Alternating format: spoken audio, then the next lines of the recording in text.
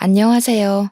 저는 철없는 20대를 보내고 인생의 큰 사건을 30대에 겪고 이제서야 철이 든 여자입니다. 40대의 저는 더욱 현명한 사람이 되어 있을까요? 30대 중반을 넘어서는 지금 몇 개월 전 말도 안 되는 일을 겪고 우라가 터져 화병까지 걸리는 줄 알았습니다. 어딘가에 속 시원하게 이야기를 하고 싶어도 제 얼굴에 침 뱉는 꼴 같아서 꽁꽁 숨겨왔습니다. 제가 이렇게 남자 보는 눈이 개똥 같은 애인지 상상도 못했었는데 이런 일을 겪고 나니까 알게 되더라고요. 그럼 지금부터 제가 어디에도 말하지 못한 저의 파혼 이야기를 시작해 보도록 하겠습니다. 저희 부모님은 말이죠. 정말 투자의 신이라고 할 정도로 대단하신 분들이십니다. 아니, 사실은 투자의 신이라고 하긴 좀 그렇고 땅 보는 눈이 유별나게 좋다고나 할까요? 운이 좋은 건가? 아무튼 젊은 시절부터 부동산에 관심이 많았다고 하셨어요. 신림동 땅값이 정말 저렴했던 시절 그곳에 땅을 여러 군데 봐두셨고 돈이 생기면서 조금씩 땅을 사서 모으셨다고 했습니다. 그 당시에 신림동은 상권도 정말 아무것도 없었고 다세대 주택들만 즐비하고 도로 상황도 별로였다고 했습니다. 산동네 같은 느낌이 물씬 들 정도로 오밀조밀하게 지어진 집들 때문에 불편함도 많았다고 했어요. 지금은 큰 상가도 들어오고 화려한 도시로 변했지만 그 당시에는 정말 아무것도 없었대요. 그런 땅을 조금씩 모으다 보니 꽤 많은 터를 가지게 되신 것이죠. 그 터를 사설 주차장처럼 돈 받고 월 주차 위주로 운영하시다가 어머니께서 몸이 아프셔서 고생하기 시작할 때쯤 아버지께서 생각을 바꾸셨습니다. 어머니의 병간호를 위해 다니시던 회사를 그만두시고 어머니 옆을 지키시면서 간병을 시작하셨어요. 아버지께서 고생하는 모습을 보면서도 저는 대학에 다니던 시절이라 학교 생활이 바빠 아버지를 제대로 도와드리지 못했네요. 제가 다니던 학교가 관악산을 끼고 있는 국립대여서 정말 한눈 잠깐 팔면 성적이 와르르 무너지기 쉬웠거든요. 워낙 같은 학교 다니는 친구들이 공부를 잘해서요. 아버지께서 간병을 시작하신 이후에 퇴직금을 받으신 것도 있고 그동안 악착같이 모아두신 여유자금도 있긴 했지만 병원비라는 게 돈을 까먹기만 하는 거니까 아버지께서 약간의 위기감을 느끼셨던 것 같아요. 주차장으로 사용하던 터를 모조리 계산해 보니 건물을 올리기에 충분하다고 생각하셨던 것 같습니다. 아버지께서 대출을 받아 신림동 땅에 건물을 지으셨어요. 저는 너무 무리하시는 거 아니냐고 했는데 아버지께서는 일종의 투자이니 걱정하지 말라고 하셨습니다. 그쪽이 학교가 있고 또 고시촌으로 유명하다 보니까 원룸 장사가 잘 될 거라는 이유에서 시작하신 일이었어요. 건물을 거리상으로 떨어진 터에 두 채를 지으셨는데 하나는 원룸만 있는 6층까지 건물이고 하나는 투룸과 원룸이 같이 있는 빌라 형식의 건물이었습니다. 거기다가 딸 하나뿐인 아버지는 원룸을 아예 여성 전용 건물로 못 박으셨어요. 보안도 철저하게 감시하셨고 CCTV도 다른 건물들에 비해 3배 이상 많이 달아두셨습니다. 그러다 보니 여학생들에게 인기가 좋았고 원룸을 세놓자마자 언제 공실이 생기는지 문의도 많이 들어왔습니다. 저도 대학을 졸업하자마자 구로에 있는 IT 전문 업체에 취직을 하게 되면서 아버지의 투룸 빌라 형식 건물에 입주를 하게 되었습니다. 그 꼭대기층은 다른 층보다 훨씬 넓은 투룸이었는데 언젠가 저를 위해 주고 싶으셨다고 하셨어요. 저는 기꺼이 그 집으로 들어가 둥지를 틀었습니다. 그렇게 회사 일에 적응하게 된 지 얼마 되지 않아 어머니의 병색은 나아질 기미가 보이지 않더니 결국 세상을 떠나시게 되었습니다. 아버지와 저와 둘이 남게 되자 아버지는 저와 함께 투룸에 들어오지 않으시고 어머니와 살던 본가를 정리하시고는 원룸으로 들어가셨어요. 원룸에 반지하 공간도 있었거든요. 아버지께서는 영 불안하시다며 1층 제일 바깥쪽 집으로 들어가시면서 원룸 관리도 하시겠다고 했어요. 거기다가 다 큰 딸이랑 둘이 살면 딸이 불편할 것 같다는 이유도 한몫했습니다. 저는 괜찮다고 아버지 혼자 외롭게 사시는 것보다 같이 부대끼며 사는 게 좋지 않겠냐고 했지만 아버지는 끝내 거절하셨습니다. 혹시 남자친구라도 생기면 혼자 사는 게 편하지 않겠냐고 허허 웃으시더라고요. 저는 은근 민망했지만 오죽하면 저렇게까지 거절하실까 싶어서 혼자 살겠다고 했죠. 아버지는 건물 1층으로 들어가 원룸을 전체적으로 관리를 하셨어요. 경비도 서시고 세입자들이 불편하지 않게 일일이 수리도 해주시면서 바쁘게 사셨습니다. 원룸촌 특성상 대학생들이 많이 살고 있었거든요. 거기다가 여성 전용으로 운영을 하다 보니 아버지께서 은근히 손보실 때가 많더라고요. 예를 들면 전구도 갈아 끼워주시고 수도관이 막혔다고 하면 기계를 이용해서 뚫어주시기도 하고요. 세입자들에게는 두 번째 아빠가 생긴 기분이 들게 해주고 싶다면서 굳은 일도 마다하지 않고 시간에 상관없이 세입자들을 도와주셨습니다. 가끔가다 지하철역에서 원룸까지 오는 길이 골목길이라 위험하다며 밤에는 손수 지하철역으로 마중도 나가주셨어요. 그러니 세입자들과도 관계가 좋게 유지가 되었고 대학을 졸업할 때까지 저희 원룸에서 나가지 않는 사람들도 있었습니다. 다른 원룸보다 건물도 신식이고 보안도 잘 되다 보니 월세가 비싸긴 했지만 그래도 공실 하나 없을 정도로 유명한 원룸이었어요. 오죽하면 신입생 중에 여학생이 집을 구한다 하면 공인중개사분들이 아버지께 공실 없냐고 따로 연락이 올 정도였습니다. 아버지는 차곡차곡 월세를 모아 대출금을 다 갚아내셨고 나머지 짜투리 땅에 원룸을 더 지어 올릴까 고민을 하셨습니다. 아버지의 원룸이 얼마나 친절하고 좋다고 소문이 났으면 다른 분들도 아버지에게 원룸을 더 늘리라고 하셨을까요? 혼자 사는 여학생들이 꼭 딸같이 느껴진다면서 아버지는 그들에게 온갖 정성을 다 쏟아 부으셨습니다. 크리스마스 시즌이 되면 각 집마다 케이크를 돌리고 방학 중에는 월세를 조금 깎아주시기도 했어요. 다들 본가에 내려가 집이 비어있으니까 월세를 다 받기가 좀 그렇다는 이유에서요. 입주해 있는 세입자들도 우리 아버지에게 아빠 하면서 살갑게 굴고 세입자들의 부모님들도 우리 아버지께 참 잘하셨습니다. 그래도 원룸 특성상 건물에 35가구 정도가 들어올 수 있었는데 그들이 모두 잘한다는 건 그만큼 아버지의 노력이 있었기 때문 아닐까요? 제가 너무 아버지 자랑을 늘어놓았죠. 하고 싶은 이야기는 이게 아니었는데. 아무튼 저는 자랑스러운 우리 아버지의 자랑을 하염없이 늘어놓을 수 있을 정도로 아버지를 사랑합니다.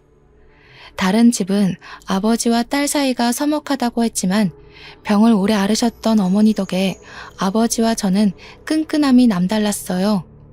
그렇게 세월이 흘러 제 나이 32살쯤 사건의 전조가 일어나기 시작했습니다. 저는 그때 회사에서 대리를 달고 열심히 업무를 보고 있었을 시기였어요. IT 기업의 특성상 하루 종일 컴퓨터만 들여다보고 잘못된 소스를 찾아내야 하는 직업이었기에 피로도가 정말 남달랐습니다. 돈은 그만큼 많이 만질 수 있지만 건강을 꽤 해치는 직업이라고도 할 수 있었죠. 무료한 일상에 빠져들어 하루 종일 컴퓨터만 들여다보고 책으로 공부를 하고 쉴 틈 없이 지내고 있었어요. 그런데 저의 대학 동창이 뜬금없이 연락이 와서는 소개팅 한 번만 할 생각이 없냐고 묻더라고요. 저는 당연히 거절했습니다. 일이 바빠서 야근이 매일같이 밀려있는데 남자를 만날 시간이 어디에 있겠습니까? 거기다가 하루빨리 과장을 달고 싶은 마음에 누구보다 열심히 일을 하고 있었는데 연애할 생각도 전혀 없었고요. 그래서 대학 동창에게 정중하게 거절을 했는데 이 인간이 저를 붙잡고 계속 늘어지는 겁니다. 너무너무 괜찮은 사람이라고 남주긴 아까운데 저라서 꼭 소개를 해주고 싶다고 했습니다. 우연히 같이 술자리를 했는데 메신저에 있는 제 사진을 보고 소개를 받고 싶다고 몇 날 며칠을 졸라댔대요. 자기도 피곤하다면서 한 번만 만나달라고 애걸복걸을 하는데 도무지 그냥 넘어갈 수가 없었습니다. 왜냐하면 그 동기가 대학 시절에 조별 과제를 하면서 저를 도와준 적이 한두 번이 아니었거든요. 계속 부탁을 하니까 저도 거절할 핑계도 없고 그래서 한 번만 만나보겠다고 했습니다. 소개팅을 하기로 한 남자는 S기업에 다니고 있다고 했어요. 그 회사가 엄청난 대기업이잖아요. 저는 전문 기업으로 빠지느라 대기업 산하에 있는 회사였거든요. 물론 소속으로 따지면 저도 대기업이긴 했지만 본사 직원과는 또 다른 느낌이긴 하죠. 너무너무 괜찮은 사람이라는 말도 있었고 승진도 탄탄대로라며 미래를 생각하면 이런 남자를 만나야 한다고 동기가 침이 마르도록 칭찬을 하더라고요. 저도 속물은 속물인지라 혹하긴 했어요. 한 번만 만나보고 별로면 두 번은 안 만난다고 못을 받고는 소개팅 자리에 나갔습니다. 첫인상은 그냥 평범 그 자체였어요. 우리 회사에서도 꽤 볼 수 있는 외모였습니다. 정말 평범함 그 자체요. 단지 회사 사람들처럼 배불뚝이는 아니었다는 게 단 한 가지의 위안이 되었으니까요. 그 나이에 앉아서 운동도 안 하고 술만 먹어서 배 나온 사람이 얼마나 많은지 다들 아시죠? 배는 없다는 사실이 안도감을 준다는 것에 웃음이 비죽 나올 뻔했지만 갈무리하고 밥을 먹었습니다. 그런데 식사 매너가 꽤 좋더라고요. 남의 음식을 탐내는 사람도 아니고 막 흘리거나 묻히거나 하면서 먹는 사람도 아니었고요. 그걸로도 나름 플러스가 되는 모습이었는데 이 사람이 은근 유머 감각이 있는 거예요. 툭툭 던지는 말이 어찌나 웃기던지 오래간만에 그렇게 웃으면서 밥을 먹어본 것 같네요. 대화도 잘 통하고 전문 분야에 대한 이야기가 나오는데 은근히 용어도 많이 알고 하더라고요. 전공도 아니고 그 분야에서 일을 하는 것도 아닌데 대화가 잘 통해서 물어보니까 저를 만나고 싶은 마음에 공부를 했대요. 그런 모습이 전부 플러스가 되면서 평범하게 생긴 얼굴이 장점 같아 보이더라고요. 더 못나지 않고 딱 평균인 얼굴이 얼마나 다행인가. 못생겼으면 밥 먹기도 싫었을 텐데 하면서 저 스스로를 다독이고 있더라니까요. 대기업 다닌다고 은근히 저 무시하거나 으스대거나 할 줄 알았는데 그런 것도 전혀 없었어요. 오히려 저에게 그 어려운 컴퓨터 언어를 다룬다면서 저를 축혀 세우더라고요. 우리 회사 사람들은 여자가 일만 하고 사근사근한 맛이 없다면서 저를 깎아내리기 바빴는데 말이죠.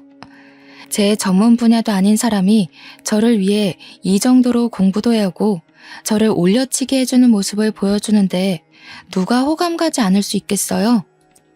자연스럽게 소개팅남과 다음 만남에 대한 약속까지 잡아버리고 집으로 돌아왔습니다. 그날부터 매일 빠짐없이 저에게 아침 인사를 문자로 남기는데 너무 센스 있게 날씨를 알려주는 거예요. 오늘은 오후에 비가 온다고 하니까 우산을 꼭 챙겨서 나가세요 하는데 맞춤법도 틀리는 거 하나 없이 온점까지 정확하더라고요. 세상에 요즘 맞춤법 틀리는 사람도 엄청나게 많잖아요. 제가 얼마 전에 회사 사람이 뜬금없이 메신저로 모르는 개 산책이라고 보내서 모르는 개를 왜 산책시킨다는 거야? 하고 있었는데 그게 모르는 개 산책이라는 말이었어요. 제가 그날 얼마나 충격을 받았는지 정말 말로 하기 힘드네요. 애프터를 그 이후로 3번 정도 더 받아서 데이트를 했어요. 시간이 지날수록 단점은 눈에 보이지 않고 장점만 보이더라고요. 딱 자기 연봉에 맞는 차를 끌고 다니고 명품에 빠져있는 사치스러운 남자도 아니었어요. 물론 저도 대충 대기업에 다니니까 서로의 연봉이 대충 가늠이 가잖아요. 그 남자도 저의 행색을 보고 느낀 것들이 있었겠죠. 아, 우리 아버지가 건물을 2채 가지고 있다는 이야기는 하지 않았어요. 아무래도 요즘 조물주 위에 건물주라는 말도 있고 아버지의 재산인데 마치 제 것처럼 느낄까봐 일부러 말하지 않았습니다.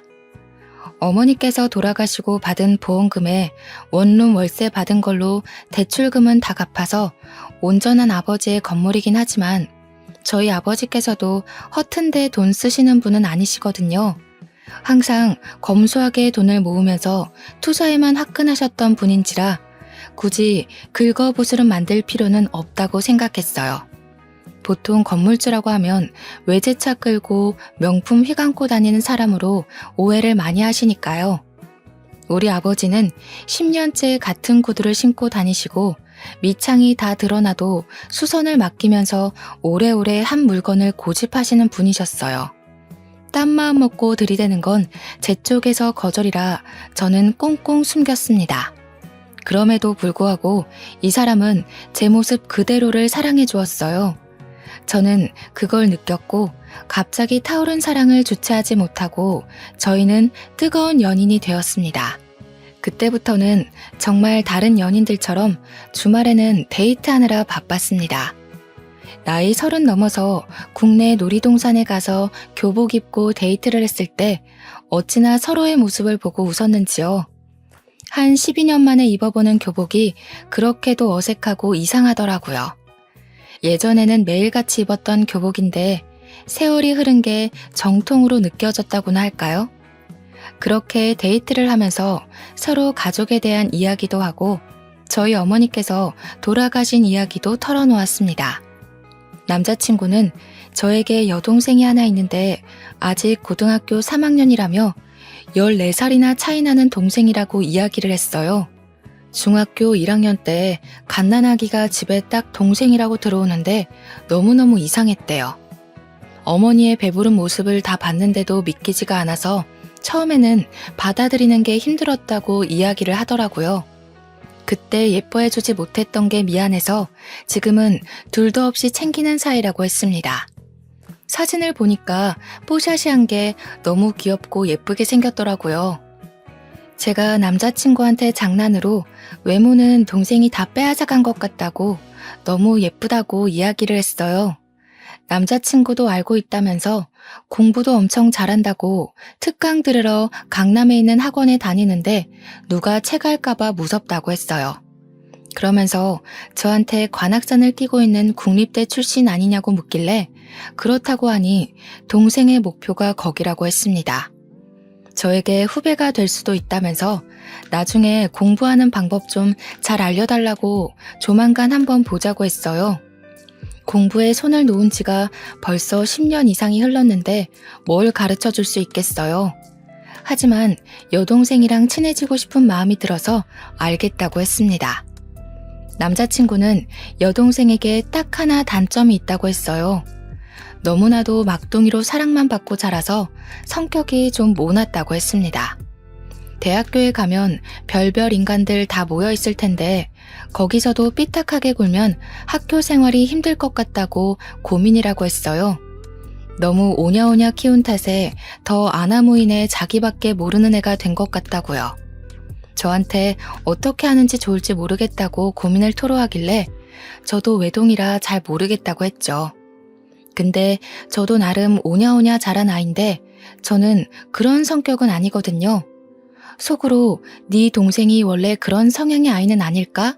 라고 생각했지만 굳이 입 밖으로 꺼내진 않았습니다. 그날도 별 생각 없이 강남에서 영화를 보고 꼭 가보고 싶었던 카페가 있어서 그쪽으로 걸어가고 있었어요. 남자친구가 동생에게 연락이 왔다면서 지금 학원이 끝났다는데 같이 카페에 갈까? 하고 물어보더라고요. 평소에 궁금하기도 했었고 한 번쯤 얼굴 익히는 것도 나쁘지 않겠다 싶어서 같이 가자고 했습니다. 역 앞에서 기다리니 저 멀리서 누가 오빠 하면서 달려오더라고요. 옆에 있는 저는 보이지도 않는지 남자친구만 보면서 달려오는데 사진에서 봤던 얼굴이랑 똑같았어요. 오밀조밀 예쁘게 생긴 게 딱 봐도 이쁨만 받고 자란 티가 나더라고요. 저를 보면서 웃으면서 안녕하세요 하고 인사를 하는데 인사성도 은근히 밝은데? 라고 생각했지만 그건 아주 잠시였습니다. 인사가 끝나기 무섭게 남자친구 팔짱을 딱 끼고는 둘이 막 성큼성큼 가더라고요. 제가 가고 싶었던 카페 방향이 아니라 이상한 데로 가길래 어딜 가냐고 물어보니까 여동생이 저를 보면서 제가 자주 가는 곳 있어요. 이러더라고요. 남자친구가 미안해하면서 다음에 다시 오자고 하길래 기분이 조금 상했지만 여동생을 만나는 자리니까 제가 양보했습니다. 그렇게 카페에 가서 주문을 하려는데 남자친구가 가서 주문하고 오겠다며 앉아있으라고 했어요.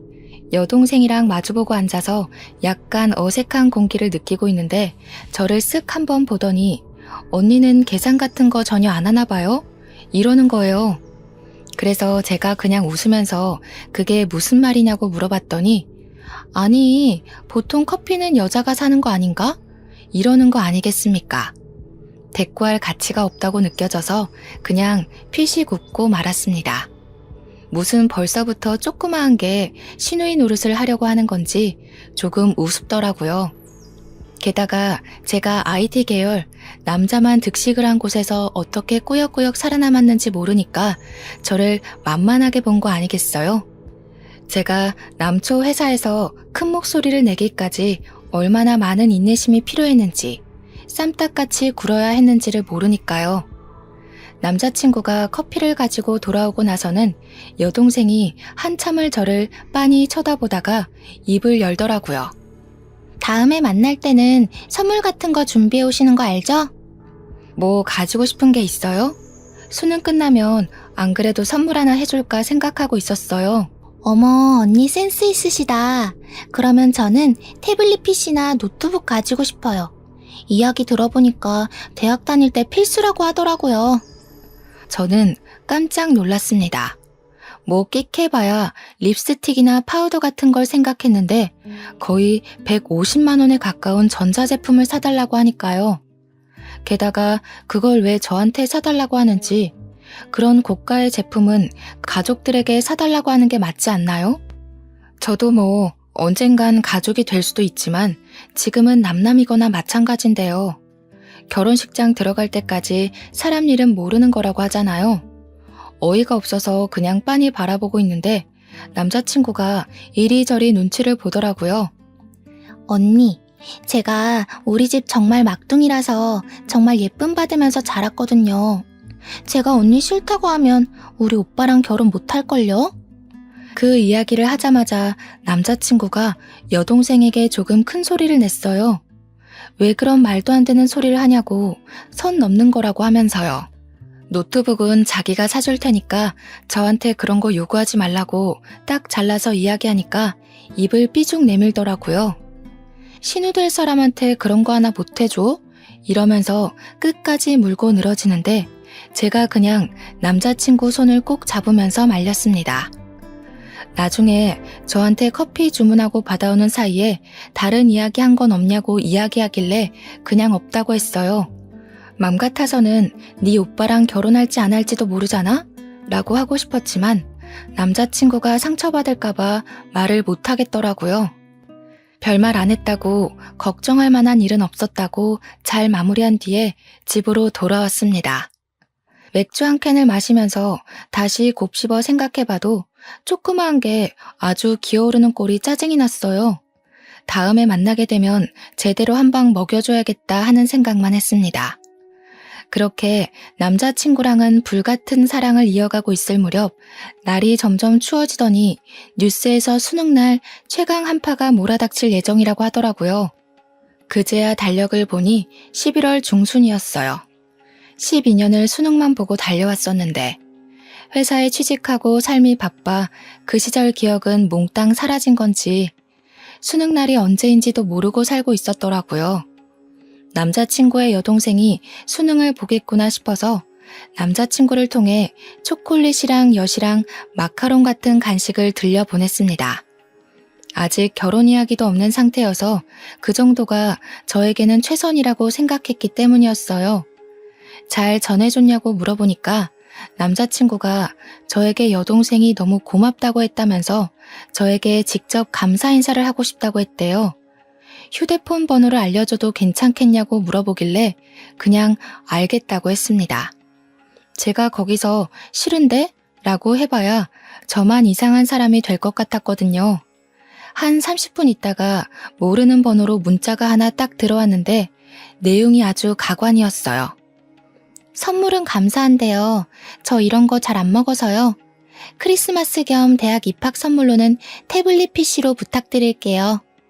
그 문자를 받자마자 기가 찼습니다. 저한테 무슨 입학 선물 맡겨놓은 사람처럼 구니까요. 거기다가 아무리 성적이 좋다고 해도 원하는 대학에 입학을 못하게 될 수도 있고 재수를 하게 될 수도 있잖아요. 너무 당당한 꼴에 배알이 꼴려서 남자친구한테 그대로 이야기를 했죠. 나 딱 한 번 봐놓고는 태블릿 PC 맡겨놓은 사람처럼 계속 사달라고 이야기하는데 내가 사줘야 하는 게 맞냐고요. 물론 제 월급으로 그거 하나 못해줄 형편은 아니죠. 그래도 사람이 괘씸하잖아요. 제가 진심으로 축하해서 사주는 거랑 맡겨둔 거 찾아가는 마냥 도둑놈처럼 내놓으라는 심보가 다르니까요. 그랬더니 남자친구가 상상도 못했던 일이었는지 무척 당황해하면서 자기가 알아서 하겠다고 했어요. 그러면서 저에게 여동생에게 바로 문자가 와서는 심통을 부리는 거예요. 우리 오빠한테 뭐라고 일렀길래 오빠가 화를 내고 그래요? 언니, 우리 오빠랑 결혼 생각 없나 봐요? 두고 봐요. 결혼 생각은 누구 덕에 자꾸 사라지네요. 저는 그 문자를 보내놓고 여동생의 번호를 차단해버렸습니다. 제가 뭐라고 저한테 그런 소리를 해대는지 너무 어이가 없었으니까요. 남자친구는 저에게 계속해서 사과를 했고 일단 저는 받아주었어요. 여동생 때문에 이 사람과 헤어지자니 제 마음이 너무 깊었던 거죠. 그렇게 한파가 지나가고 대학 입시 합격 발표가 났는데 여동생이 정말 제 학교 후배가 되었더라고요. 집에서 학교까지 거리가 좀 있다면서 자취를 하려고 하는데 제가 신림동에 살고 있으니까 어디가 좋겠냐고 물어보더라고요. 제가 살고 있는 건물은 평수가 조금 커서 월세 내기가 벅찼는지 원룸으로 추천해달라고 했어요. 때마침 졸업 시즌이기도 하고 그래서 이 동네에 원룸이 와르르 빠질 때라 방 많을 거라고 천천히 알아보라고 했습니다. 저보고 같이 돌아다녔으면 좋겠다는 식으로 이야기하는데 여동생 보기가 싫어서 바쁘다고 거절했어요. 그래도 대충은 좋은 건물이 있는 곳을 알려줘야겠다 싶어서 몇 개의 동네를 추천해 주었습니다. 보안 업체를 끼고 CCTV가 많이 달려있는 원룸이 좋을 것 같다고 말도 해주고요. 당연히 저희 아버지 원룸은 말도 안 해줬어요. 월세 깎아달라고 할 게 뻔해 보이니까요. 귀찮은 건 싫었거든요. 며칠 뒤에 남자친구가 제 덕에 좋은 원룸을 계약했다면서 겸사겸사 밥이나 먹자고 동네에 와 있다고 하더라고요. 집 앞 근처라는데 거절하기도 좀 그래서 소화제 하나 챙겨 들고는 만나러 나갔습니다. 당연히 여동생도 함께 있었어요. 대학 입학한 게 신이 났는지 저한테 웬일로 살갑게 굴면서 언니 하더라고요. 그러더니 슬쩍 저한테 언니 이거 어때요? 하고 사진을 보여주는데 태블릿 PC더라고요. 태블릿 PC 논쟁은 이미 끝난 줄 알았는데 다시 시작인가 싶어서 머리가 지끈거렸습니다. 그래서 저도 그냥 무미건조하게 이 모델 내가 쓰고 있는데 괜찮다고 성능 좋다고 대꾸하니까 남자친구가 옆에서 또 여동생한테 뭐라 하더라고요. 지네 오빠한테 사달라고는 안 하면서 왜 나한테 이걸 꼭 받아내겠다고 저 모양 저 꼴로 구는지 짜증났어요. 밥을 먹는 내내 어떻게든 제 흠을 잡고 싶은지 이거저거 물어보더라고요. 언니는 혼자 살게 된 지 얼마나 됐냐? 혼자 살면서 남자 많았겠다. 언니 살림은 잘하냐? 혼자 산 지 오래됐는데도 못하면 사람 아닌 거지 뭐. 언니 태블릿 PC로 뭐 하냐? 그냥 유튜브 보고 할 거면 자기 주면 안 되냐? 그런 이야기들이요. 대꾸하기도 귀찮아서 묵묵히 밥만 먹고 있으니까 남자친구만 계속 좌불안석이고 그날 아주 기분 나쁜 만남 이후에 여동생과는 또 한동안 마주칠 일이 없었어요. 그렇게 봄의 끝자락이 찾아왔고 남자친구는 대학 생활에 빠져있는 여동생의 자취방을 꾸며주느라 한동안 바빴습니다. 그런 와중에 저희가 만난 지 1년이 넘었으니까 남자친구네 부모님께서 저를 보고 싶어 한다면서 은근히 운을 뗐어요. 서로 경제 능력도 되고 집 구하는 것도 문제가 되지 않으니 결혼 이야기를 할 때가 됐다고 생각한 거겠죠. 그래서 저도 알겠다고 하고 오랜만에 아버지를 만나러 갔습니다. 남자 쪽에서 그런 이야기가 나왔으니 아버지에게도 알려드리는 게 당연하다고 생각했으니까요. 그런데 아버지의 얼굴이 많이 상해 있으셨어요.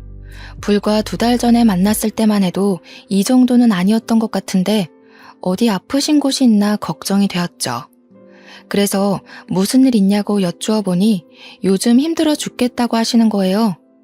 원룸을 관리하시면서 죽겠다는 이야기는 한 번도 하신 적이 없으셨었는데 그러더니 아버지께서 1년만 참으면 된다고 하시더라고요. 세입자한테 무슨 문제가 있냐고 바로 여쭈어 봤죠.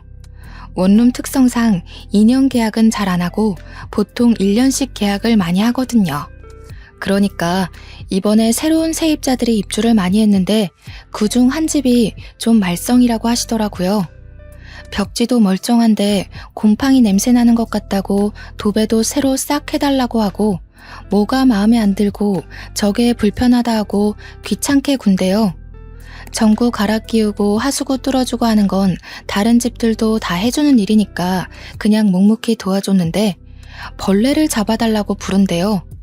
모기나 파리 같은 것도 다 잡아달라고 전화를 해서 귀찮게 한다는 거예요.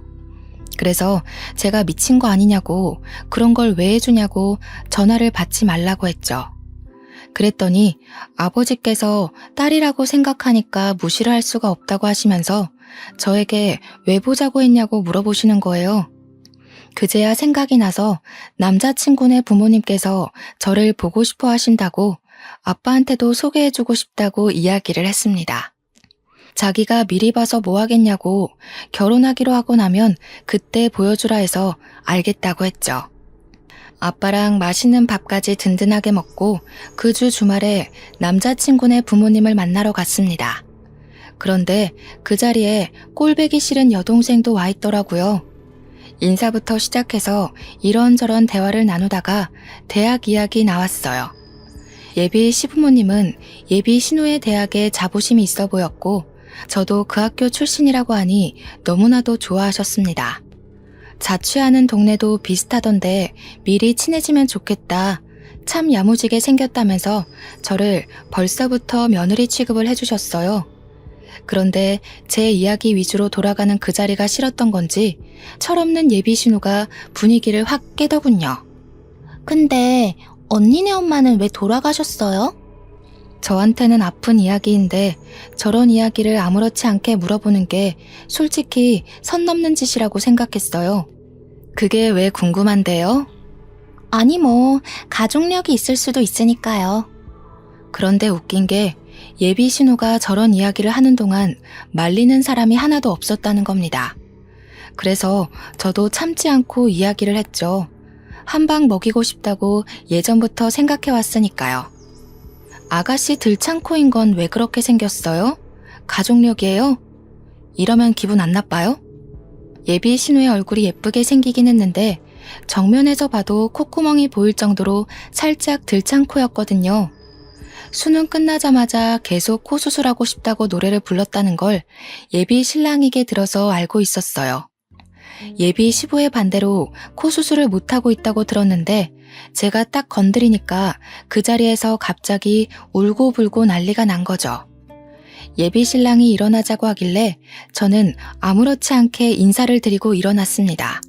그랬더니 예비 신랑이 저한테 신우가 철없이 굴긴 했는데 거기서 저까지 꼭 그래야 했냐고 질책을 하더라고요. 지금 누구 편을 드는 거야? 나는 딱 한마디 했거든? 우리 엄마 걸고 넘어지는 거 절대 못 참는다고. 차라리 결혼하지 말자고 했어요. 그랬더니 예비 신랑이 놀래가지고 그런 거 아니라고 자기가 따끔하게 혼내겠다고 헐레벌떡 이야기를 하는데 믿을 수가 없죠. 제가 결혼 다시 생각해보겠다고 하고 화가 나서 집에 돌아왔습니다. 근데 예상치 못하게 예비 시모가 연락이 온 거예요.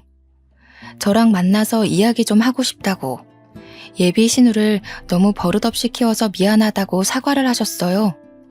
예비 신랑의 이야기를 들어보니까 똑 부러지고 야무진 친구던데 꼭 며느리 삼고 싶다고 생각했다면서 결혼에 대해 다시 생각하겠다는 거 빈말이길 바란다고요. 그래서 저는 솔직하게 이야기를 했습니다. 우리 어머니에 대한 이야기를 그런 식으로 소비하는 거 싫다고요. 신우가 직접 와서 저에게 사과를 했으면 좋겠다고 하니까 꼭 그렇게 해주겠대요. 그러더니 진짜 저한테 울며 겨자 먹기로 사과하러 온 거 있죠? 하기 싫은 티 팍팍 내긴 했지만 예비 신랑하고 예비 시모가 저한테 미안해하면서 그러니까 신우도 별 수 없죠. 저한테 잘못했다고 하길래 우리 어머니 이야기 2번 다신 입에도 올리지 말라고 하니 알겠다고 했어요. 그런데 이게 기폭제가 된 건지 시댁 쪽에서 더 질질 끌고 있냐고 이제 33살이니까 결혼할 나이가 됐다면서 빨리 상견례를 하자고 했어요. 뭐 신우만 아니면 나쁠 일 없겠다 싶어서 저도 좋다고 했습니다. 날짜를 맞추고 제가 예비 신랑에게 신신당부를 했어요. 절대로 신우의 입 벌리게 하지 말라고요. 우리 아버지가 상당히 자상한 아버지지만 제가 상처받는 꼴은 절대 못 보는 사람이라고 했습니다.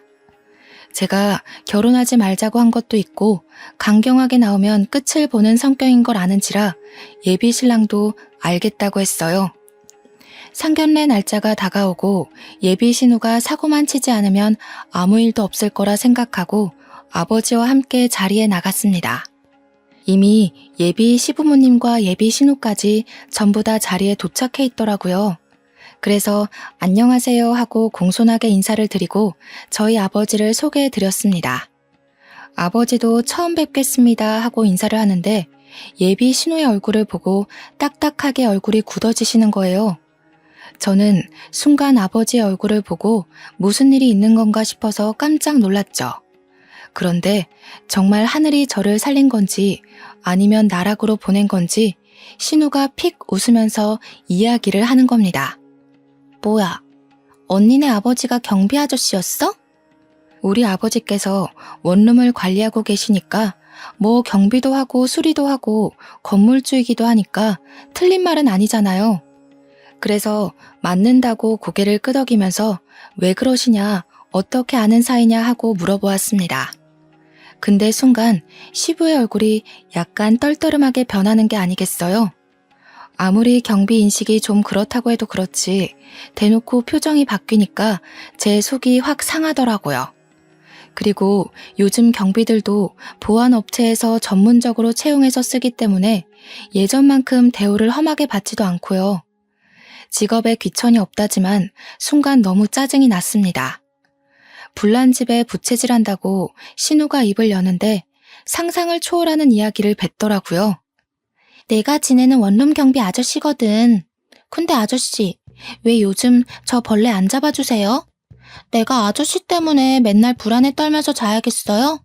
벌레 잡아주는 게 뭐가 어렵다고. 이러는데 순간 이게 무슨 개소린가 싶었습니다. 그 순간 딱 머릿속에 스쳐 지나가는 일이 있는 거예요. 아버지께서 세입자 하나 때문에 너무 힘들다고 1년만 지나면 내보낼 거라고 했던 그 진상 세입자요. 그래서 내가 예비 신우한테 말을 했죠. 아가씨가 우리 아빠 원룸에 산다고요? 아빠 원룸은 무슨 경비 주제에. 언니가 왜 아등바등 돈 아끼면서 사는 줄 알겠다. 그래도 언니네 회사 엄청 대기업 아니에요? 월급도 좀 될 텐데 왜 그러고 살지? 아, 혹시 언니 결혼하고 나서도 친정에 생활비 주고 그래야 돼요? 저한테 입꼬리 살짝 올려가면서 말하는데 주먹이 부들부들 쥐어지더라고요. 예비 신랑도 정확하게 우리 아버지의 직업이 뭔지 몰랐고 당연히 예비 시부모도 모르는 상태였죠. 예비 신우의 말만 듣고 경비라고 생각했는지 상당히 불편해하는 얼굴이었습니다.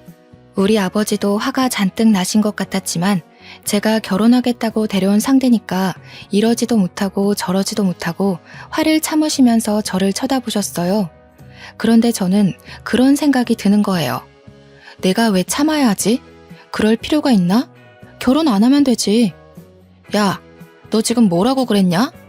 좋은 대학 다닌다고 우스대기 전에 개똥 같은 인성이나 좀 고쳐봐. 그러니까 예비 시부모도 놀래고 예비 신랑도 놀래서 저를 막 말리는 게 아니겠어요? 저는 예비 신랑의 팔을 확 뿌리치고는 말리지 말라고 엄포를 놓았습니다. 왜 나를 말려? 내 성질 막 돋우는데 나도 할 말은 하고 살아야지. 너 지금 우리 아빠한테 뭐가 어쩌고 어째? 예의는 밥 말아먹었나. 아빠, 나 이 결혼 안 할 거야. 저 계집애 때문에 못하겠어. 그러니까 아버지가 듣던 중 반가운 소리라는 듯 벌떡 일어나셔서 제 손을 잡고 나가자고 하시더라고요. 그런데 이대로 가면 너무 싱겁고 재미없잖아요. 그래서 한마디 더 했죠. 그냥은 내가 또 못 가지. 너 짐 빼.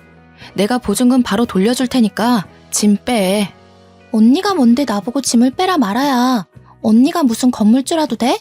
사태 파악이 안 되는지 저를 보고 강짜를 놓더라고요. 예비 신랑도 예비 시부모도 모두 이게 다 무슨 일인가 싶어서 눈치만 보고 있고요. 그때 저희 아버지께서 딱 나서서 이야기를 해주셨어요. 그래요, 아가씨. 내가 거기 건물주네. 내가 그 건물 관리도 하고 주인이기도 하고 세입자들 안전을 위해 경비도 서고는 한다네. 그러자 그쪽 가족들의 얼굴이 확 굳어지더라고요. 경비인 줄 알고 우습게 여겼는데 건물주라고 하니까요. 내가 호의를 베풀면 같이 베푸는 사람이 있고 만족하지 못하고 욕심을 부리는 사람들도 있더라고. 아가씨는 후자였지. 욕심을 부려도 유분수지 어느 건물주가 세입자 벌레를 잡아주나? 아가씨가 난리를 쳐서 내가 방역도 철저하게 하고 벌레 잡는 업체와도 계약을 했네. 그런데 아가씨네 방에서만 유독 난리도 아니더구먼. 쓰레기를 버리지 않고 쌓아두고 악취나는 옷도 켜켜이 쌓아두고 하수구 막히는 것도 아가씨 머리카락이 막아둔 거지 수도가 문제가 아니더라고. 예비 신호의 생활이 문제라고 이야기하니 시댁 식구들의 얼굴이 모두 새빨갛게 변했습니다. 하지만 아버지의 말은 여기서 끝나지 않았죠. 예비 시부모의 얼굴을 딱 노려보시면서 정확하게 이야기를 하셨어요. 도대체 딸 자식의 교육을 어떻게 시킨 건지 더러워서 우리 건물에 데리고 있을 수가 없겠습니다. 보증금은 내일 당장 보내줄 테니 일주일 이내로 짐을 빼세요. 아니, 우리의 학기 중간인데 그러시면 어떡합니까? 계약 기간이라는 게 있는데 계약 기간이고 나발이고 층간소음으로 아랫집에서 항의 들어오는 것도 난리입니다. 밤마다 뭘 하는지 윗집 옆집 아랫집 할 거 없이 남자랑 있는 소리 들린다고 다들 난리인 거 아시오? 내가 사돈 처녀 될 사람인 줄 알고 말을 아끼려고 했는데 사돈도 아니니 숨길 것도 없지. 우리 원룸은 여성 전용 원룸인데 남자를 끌어들였으니 계약 위반 맞습니다. 20살짜리가 남자랑 놀아났다고 하니 다들 얼굴이 사색이 되고 진짜 빨갰다가 파랬다가 파란만장하더군요. 우리 아버지한테 예비 시부가 건물주 갑질 아니냐고 하는데 아버지께서는 태연하게 계약 위반이라고 하셨어요. 원하시면 건물 입구 CCTV랑 출입 기록 다 떼어드리겠다고 남자랑 들어간 영상이면 되겠냐고 말씀하셨죠. 물론 다른 집도 남자친구를 데려오긴 하지만 그냥 눈 감아주시곤 하시거든요. 하지만 이 못된 계집애는 절대로 봐줄 수 없다 이런 생각을 하신 듯 했어요. 그러면서 원룸 인덕션 망가진 거, 세탁기 고장난 거, 화장실 거울 깬 거 다 합치면 보증금보다 많이 나올 것 같은데 어디로 보내주실 거냐고 쐐기를 박았습니다. 예비 시모가 도대체 뭐라고 살길래 저 모양이냐고 신호등을 짝짝 소리나게 때리는데 예비 신랑은 저랑 눈도 못 마주치더라고요. 저도 거기서 우리 더 이상 얼굴 보는 일 없었으면 좋겠다고 너랑은 끝이야 하면서 아버지의 손을 잡고 나왔습니다. 시원한 가을 공기 맞으면서 딱 나오는데 갑자기 웃음이 확 터지더라고요. 아버지께 죄송해서 앞으로는 보는 눈 좀 키우겠다고 하고 아버지는 지금이라도 쪽나서 다행이라 하시고 둘이 오래간만에 떡볶이 사 먹고 맥주 한잔 했었습니다. 당연한 수순으로 아버지 원룸에서 그 못된 계집애는 쫓겨났고요. 아버지께서 인근 원룸 주인들이랑 부동산의 진상이라고 소문낸 덕분에 근처 좋은 방들은 얻지 못했다고 들었습니다. 저희 아버지가 건물주인 걸 알게 되고 제가 더 아까운 건지 뭔지 그쪽 집에서 여러 번 연락이 왔는데 다 차단해버렸어요. 저는 그 이후에 과장으로 승진을 했고 지금은 좋은 사람 만나서 알콩달콩 연애 중이랍니다. 한 번의 실패가 있어서 두렵긴 했지만 이번 사람은 정말 좋은 사람이라 믿고 의지하고 있습니다. 곧 프로포즈를 받을 것 같은데 살짝 겁이 나긴 하네요. 그래도 알을 깨고 나온 병아리처럼 결혼을 향해 한 발 내디뎌 보겠습니다. 저의 미래를 모두 응원해주세요. 감사합니다.